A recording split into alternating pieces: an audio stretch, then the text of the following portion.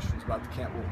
Those two come from there too. Yours look pretty good for a high-level grappler, man. Damn. I don't know about high level.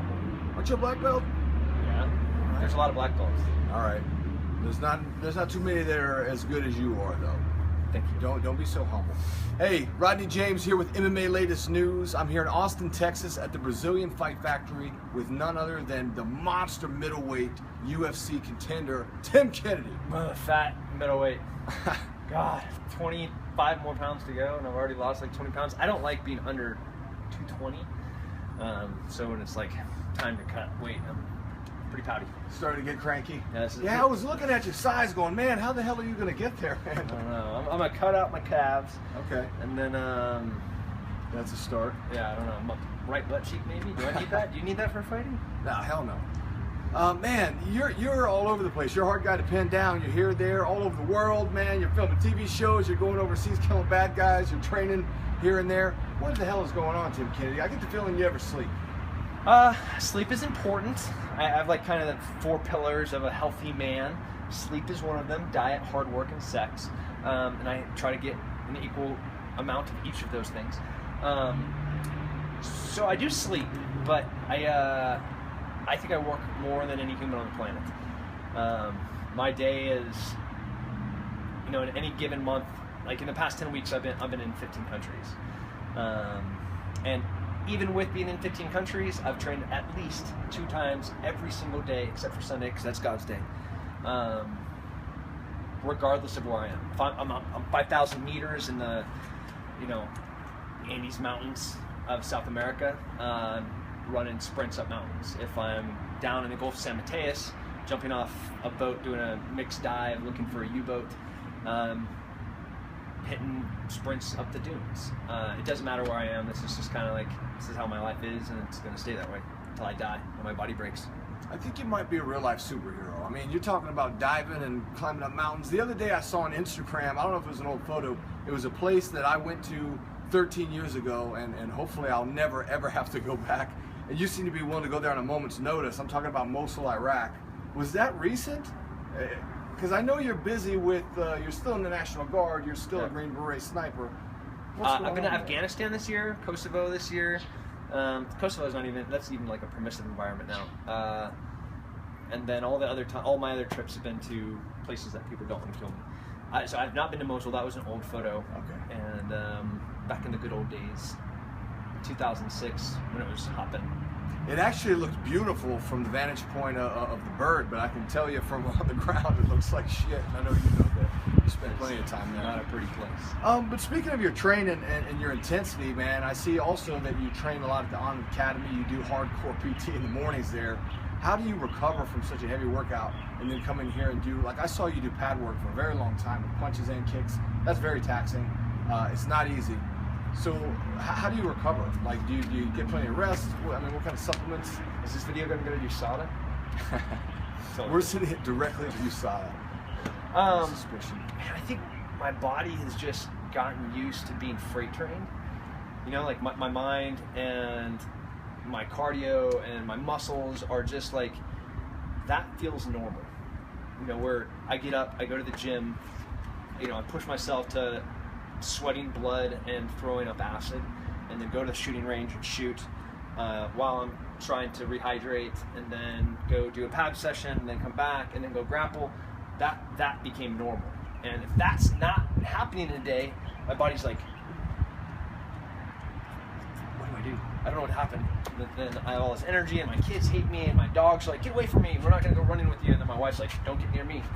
So it's like, this is just what it is now, I think. Yeah, you get into a bit of a funk. What about on Sundays when you don't train? Do you get that way? I get a little depressed if I don't work out on Sundays. So I don't like, it's not a training day, but that's like put my 40-pound gigantic baby in my backpack and go for a long hike with the dogs, or go to like a water park, and I have beautiful daughters, I'm trying to throw them across the pool, or maybe like try to drown a 14-year-old boy that's flirting with my 13-year-old, or gotta stay sharp. So it's not a true day off. Yeah. And you spend time with family too. That's good. And you said you said a boy recently, right? He's 40 pounds. It's a big boy. He's massive. How old is he? He's like the guy holding the camera size right now. How old is he now? He's a year and a half exactly. Okay, my son's about the same age. He's a fat little fucker too. Yeah. Walking, talking. Nice. They're crazy. All over the place. Mm-hmm. Yeah, that's your first boy? Mm-hmm. Okay, so you got 3 kids total? Yeah, fine. Cool, man. Where do you go from here? I understand that pretty soon you're gonna pick up and head over to your fight camp at Jackson's. Yep. When does that start, and how long is it? So we have 6 weeks till the fight. 5 weeks and change of work left, and I've got a ton of great work here in Austin. You know, I've been at Gracie Humaida, you know, some of the best grapplers, brought in a whole bunch of NAACP. NCAA. Do I? Yeah, NCAA. Black Lives Matter. Wrestlers from Duke, from West Point, Oklahoma, and now it's kind of to go to that last 5 weeks really focusing on one opponent. So I want Greg Jackson's brain, you know, I want Brandon Gibson's pads, I want Mike Winklejohn's perspective and grit, raw, asshole, old man, doesn't care. You know, I want those things. So it's just kind of moving into the last phase of my fight camp, which is the finishing touches. And what's the altitude out? I should know this. What is the altitude out there? It's not crazy. It's like 7,000. Yeah, nothing feet. too crazy. That's not that bad. Oh, okay. So I was like 2 months, 5 weeks ago in the very top of the Andes Mountains. I was like 5,500 feet or 5,500 meters elevation.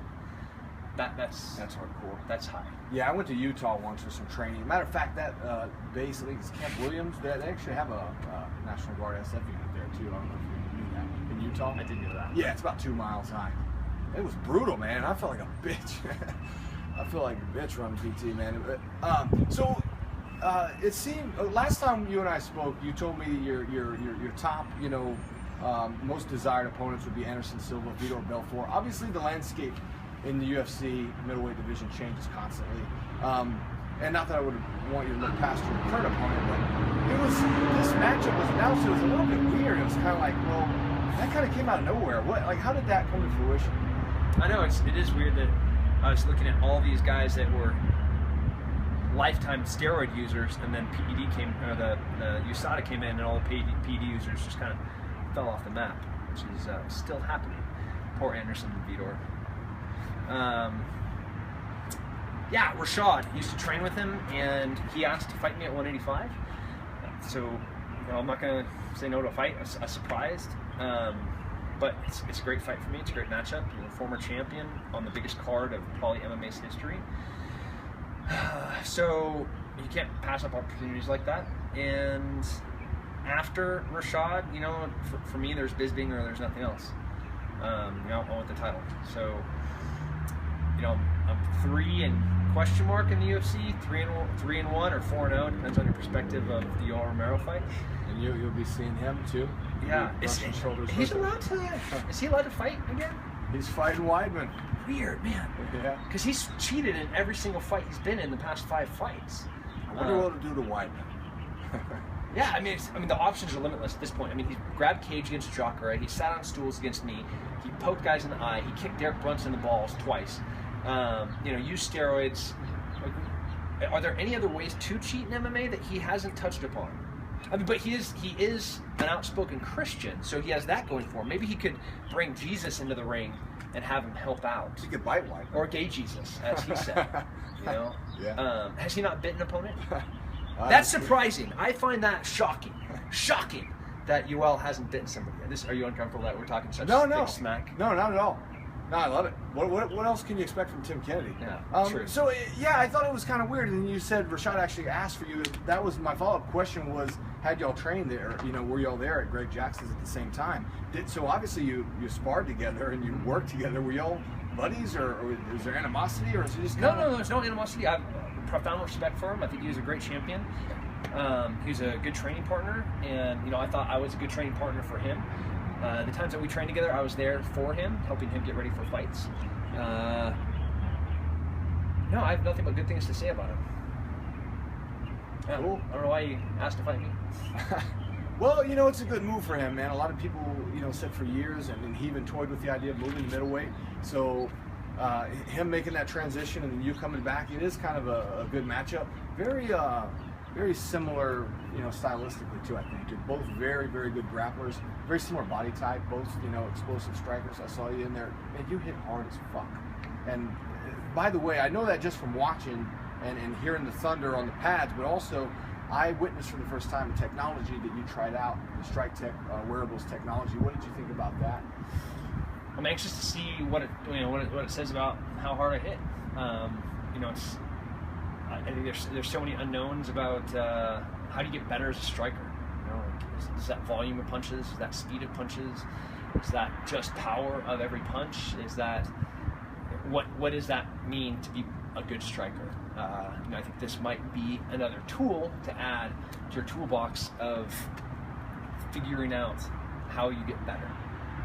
If you can't measure it, you can't improve on it. So this is a way to maybe measure some of the things that I'm doing and hopefully improve upon that. Thanks for your time, sir. Ladies and gentlemen, Tim Kennedy fighting at UFC 205, Madison Square Garden, the first ever UFC fight in New York City. And I guess y'all are headlining the Fox Sports prelims because I didn't see you at the press conference yesterday. And well, they don't pay us to go to press conferences. I see. It was entertaining though. Did you see it? I don't know. Oh, I don't really watch that stuff. Oh man, Conor McGregor was on fire. Conor's amazing. He's so great. I hope they pay him. He's smart enough to. So, I'm like a professional athlete, you have to pay me to go do things. That's the point of being a prize fighter. And if you're like, hey, can you take time out of your fight camp to come to New York to promote your fight? You have to pay me. That's how it works.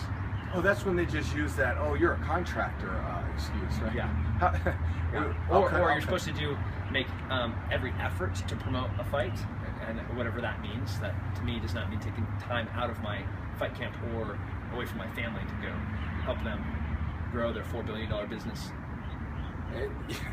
I won't put that in, but just no, you really can. Because anything I say, I really stand by. That's true. That's true. Now, what's your relationship like with UFC these days? I get the feeling Dana just like has, you know, he doesn't. It seems like he doesn't like you because you're so outspoken. Am I totally wrong? Well, I'm not even outspoken. People say I'm outspoken, but I'm just honest. You know, like I really just, I just say all the things everybody else says to me, but they don't say anywhere else. I'm just one of those guys. If I'm gonna say it behind your back, I'm sure as shit gonna say it to your face. You know, if I'm gonna say it in front of a camera, I'm gonna say it to your face. If I'm gonna say it anywhere, I'm gonna stand behind those words. That's just how I work. You know, like my dad, and if he caught us talking smack about a friend, you know, and not telling our, maybe we've been like drowned. You know, like that's just how I was raised. This is just adult dude stuff. Like this is how men are supposed to work. Apparently that's not the case in this millennial society, but that's how I was raised, so I'm just gonna keep being honest. That's how you became a strong swimmer too. Threat of drowning. Yeah. Nice.